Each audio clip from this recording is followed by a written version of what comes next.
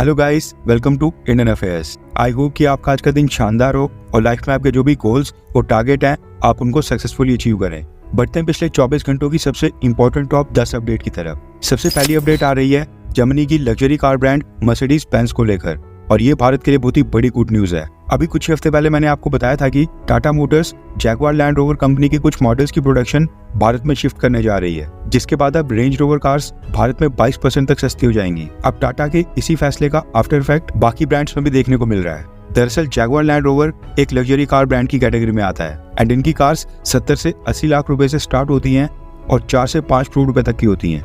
और Mercedes Benz जैसे बाकी के लग्जरी कार ब्रांड इसकी सीधा टक्कर में आते हैं।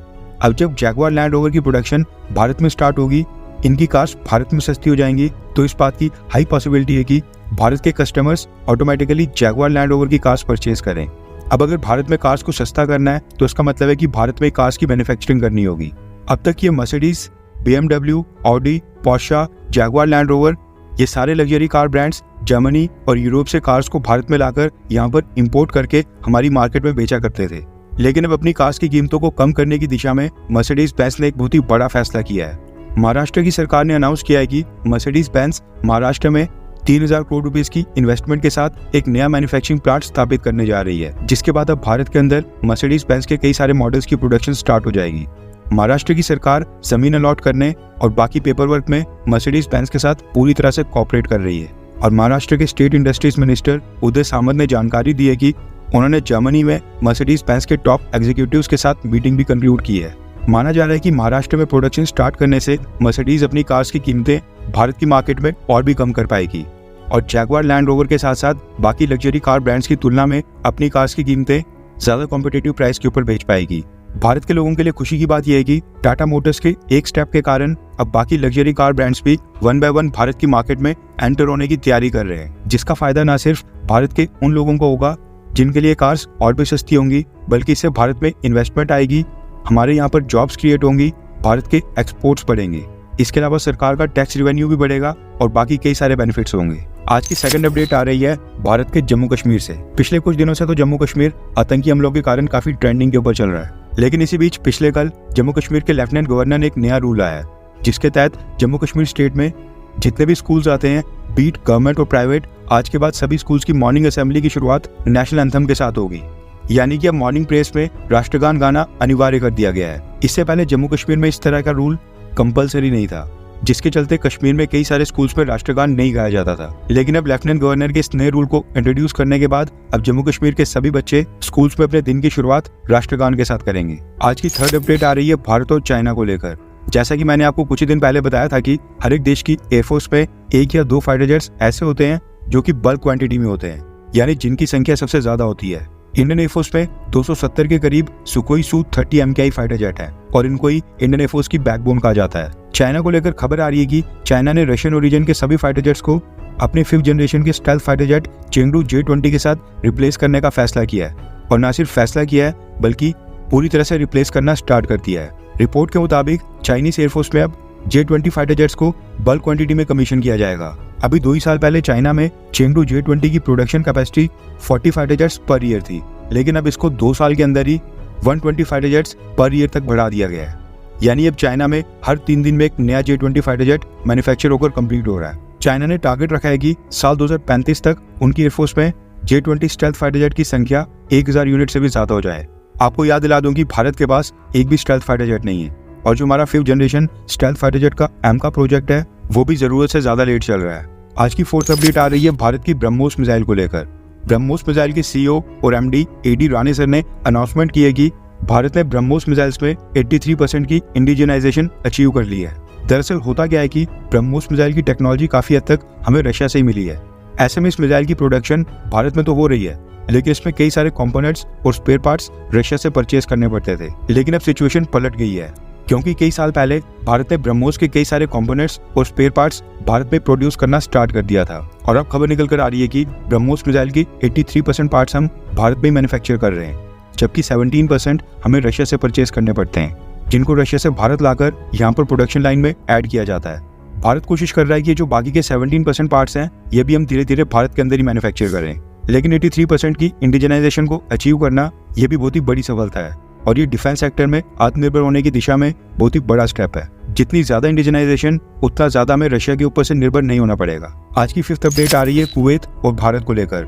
खबर आ रही है कि कुवैत में जो फायरिंग इंसिडेंट में 45 भारतीय नागरिकों की जान गई थी, उनके पार्थिव शरीर भारत के लिए रवाना हो गए हैं। इस काम के लिए भारत सरकार ने इंडियन एयरफोर्स के मिलिट्री ट्रांसपोर्ट एयरक्राफ्ट को डिप्लॉय किया था, जिसको कुवैत ने ग्रीन सिग्नल दे दिया था। आप जो ये पिक्चर्स देख रहे हैं, ये उसी मिलिट्री ट्रांसपोर्ट एयरक्राफ्ट की हैं। कुवैत की परमिशन के बाद आज सुबह 3 बजे के करीब इंडियन एयरफोर्स का मिलिट्री ट्रांसपोर्ट एयरक्राफ्ट कुवैत से भारत के लिए रवाना हो गया था। यानी जब आप ये वीडियो देख रहे हैं, ये प्लेन भारत में लैंड हो चुका है और अब सभी पार्थिव शरीर अलग अलग स्टेट्स में भेजे जा रहे होंगे। यूनियन मिनिस्टर कीर्ति वर्धन सर, जो कि कुवैत गए थे, वो भी इसी मिलिट्री ट्रांसपोर्ट एयरक्राफ्ट में साथ आ रहे हैं। आज की 6th अपडेट आ रही है लद्दाख सेक्टर से, जहां पर गलवान घाटी की घटना के बाद से भारत और चाइना की सेना आमने सामने खड़ी है। खबर आ रही है कि जो लद्दाख में ले एयरपोर्ट है, उसमें एयर ट्रैफिक काफी ज्यादा गुना बढ़ गया है। अब उस एयरपोर्ट को हमारी सेना और सिविलियन ट्रैफिक दोनों के लिए यूज किया जाता है। लेकिन पिछले 5-6 सालों में यहाँ पर सिविलियन प्लेन्स का भी ट्रैफिक काफी ज्यादा बढ़ गया है और गलवान घाटी की घटना के बाद से तो इंडियन एयरफोर्स और इंडियन आर्मी भी इस एयरपोर्ट का एक्सटेंसिव यूज कर रही है। अब यहाँ पर काफी ज्यादा फाइटर जेट्स और अटैक हेलीकॉप्टर्स की शॉर्टेज भी होती है। अब जो हाई एल्टीट्यूड के ऊपर हिली टेरेन वाले एयरपोर्ट्स होते हैं, वहाँ की वेदर और क्लाइमेटिक कंडीशंस के कारण फ्लाइट्स को ऑपरेट करने के लिए काफी कम विंडो होती है। ले एयरपोर्ट के ऊपर एक ही रनवे होने के कारण काफी सारी दिक्कतों का सामना करना पड़ता था। आपको याद होगा पिछले साल 2023 में भी मई महीने में रनवे के ऊपर एक C-17 ग्लोमास्टर मिलिट्री ट्रांसपोर्ट एयरक्राफ्ट अचानक से खराब हो गया था, जिसकी वजह से 3 दिन तक इस पूरे एयरपोर्ट के ऊपर ना ही कोई सिविलियन फ्लाइट लैंड हुई थी, ना ही किसी प्लेन ने टेक ऑफ किया था और साथ में इंडियन एयरफोर्स भी इसको ऑपरेट नहीं कर पा रही थी, क्योंकि यहाँ पर बस एक ही रनवे है जिसके ऊपर ये एयरक्राफ्ट फंस गया था। ले एयरपोर्ट के ऊपर एक ही समय के ऊपर सिविलियन और मिलिट्री एयरक्राफ्ट को दौड़ाना पड़ता था और एफिशिएंसी कम हो जाती थी, जिसके कारण इस एयरपोर्ट के ऊपर दूसरे रनवे की सख्त जरूरत थी। खबर निकल कर आ रही है कि ले एयरबेस के ऊपर दूसरे रनवे की कंस्ट्रक्शन का काम स्टार्ट हो गया है और इसको रिकॉर्ड स्पीड से कंप्लीट करने के ऊपर जोर दिया जा रहा है। सरकार ने पैसा, अप्रूवल सब कुछ दे दिया है और काम भी बिना किसी शोर शराबे के स्टार्ट कर दिया गया था और किसी को भनक भी नहीं लगी। नया रनवे बनने के बाद एक रनवे सिविलियन ट्रैफिक के लिए यूज किया जाएगा और दूसरा रनवे मिलिट्री ट्रैफिक के लिए। माना जा रहा है कि सेकंड रनवे के ऊपर कंस्ट्रक्शन वर्क काफी तेजी से हो रहा है और कुछ ही हफ्तों में ये बनकर कंप्लीट भी हो जाएगा। आज की 7th अपडेट आ रही है भारत और पाकिस्तान को लेकर। एक दिन पहले पाकिस्तान ने साल 2024 से 25 के लिए अपना एनुअल बजट घोषित कर दिया है, जिसमें मिलिट्री बजट को पिछले साल के मुकाबले 16.4% तक बढ़ा दिया गया है। पिछले साल पाकिस्तान का डिफेंस बजट था $6.33 बिलियन और अब इसको 16.4% की हाई के साथ ये $7.37 बिलियन पहुंच गया है। भारत का इस साल का डिफेंस बजट $75.2 बिलियन था, जबकि चाइना का डिफेंस बजट $232 बिलियन था। लेकिन यहाँ पर भारत और चाइना खुद ही कमाकर अपनी सेना के ऊपर लगा रहे हैं। वहीं पर पाकिस्तान IMF से कर्जा लेकर हथियार परचेज कर रहा है और कल को IMF पाकिस्तान का ये लोन माफ भी कर देगा। आज की 8th अपडेट आ रही है इटली और भारत को लेकर। जैसा कि आपको पता है, हमारे प्रधानमंत्री मोदी जी इटली की यात्रा के ऊपर जा पहुंचे हैं और वहां पर वो G7 समिट में हिस्सा लेंगे। G7 के साथ साथ प्रधानमंत्री मोदी इटली के मिलान शहर में एक इवेंट में महात्मा गांधी की मूर्ति का उद्घाटन भी करने वाले थे। लेकिन जैसा कि आप फोटोज में देख सकते हैं कि पिछले कल प्रधानमंत्री मोदी अभी इटली पहुंचे नहीं थे कि खालिस्तानी एलिमेंट्स ने इस मूर्ति का उद्घाटन करने से पहले ही इसको तोड़ दिया और साथ में मूर्ति के नीचे हरदीप सिंह निज्जर के नाम के नारे लिखे और साथ में प्रधानमंत्री मोदी और गांधी को टेररिस्ट भी लिखा गया। यानी खालिस्तानी एलिमेंट्स अब इटली में भी एक्टिव हो गए। आज की 9th अपडेट आ रही है सऊदी अरब को लेकर। दरअसल जिस तरह से इटली ने G7 के लिए भारत के प्रधानमंत्री मोदी जी को इन्वाइट किया था, सेम उसी तरह से इटली ने सऊदी अरब के क्राउन प्रिंस मोहम्मद बिन सलमान को भी इन्वाइट किया था। लेकिन पिछले कल लास्ट मोमेंट के ऊपर सऊदी अरब के क्राउन प्रिंस ने इटली का ये प्रपोजल रिजेक्ट कर दिया और हज यात्रा चलने का बहाना देते हुए G7 समिट को अटेंड करने से इनकार कर दिया। अब इसके पीछे का कारण स्पष्ट नहीं हुआ कि प्रिंस मोहम्मद बिन सलमान को किस बात की नाराजगी है। जैसे हमें पता चलेगा, हम इसके ऊपर एक स्पेशल वीडियो करेंगे। अगर आपने हमारे चैनल को अभी तक सब्सक्राइब नहीं किया है तो प्लीज कर दें। आज की 10th अपडेट आ रही है कनाडा और चाइना के तिब्बत रीजन को लेकर।